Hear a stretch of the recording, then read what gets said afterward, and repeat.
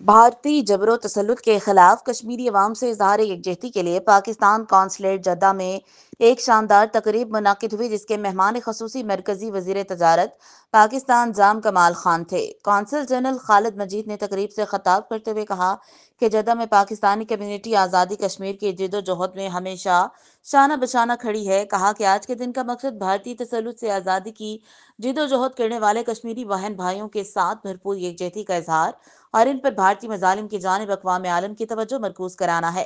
Print اور electronic media پر آج کے دن کی مناسبت سے خصوصی اشاعتوں اور پروگرامز کا اہتمام کیا گیا، جبکہ بیرون ملک قائم پاکستانی مشنز کی جانب سے یوم یکجہتی کشمیر کی مناسبت سے خصوصی ریلیوں، جلسوں، سیمینارز اور تصویری نمائشوں کا اہتمام کیا جا رہا ہے۔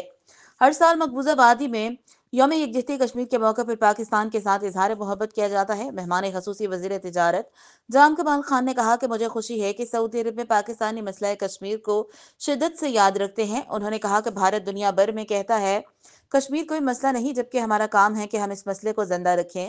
سعودی عرب، اسلامی دنیا اور OIC مسئلہ کشمیر پر ہمارے ساتھ ہے۔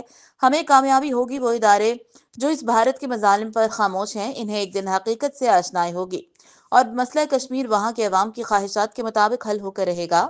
یکجہتی کشمیر کی تقریب سے آزاد کشمیر کے وزیر جاوید اقبال بھٹانوی، سفیر پاکستان احمد فاروق اور کشمیر کمیٹی کے صدر مسعود احمد پوری، جموں کشمیر اوورسیز کمیونٹی نے صدف احسان مغل نے بھی خطاب کیا۔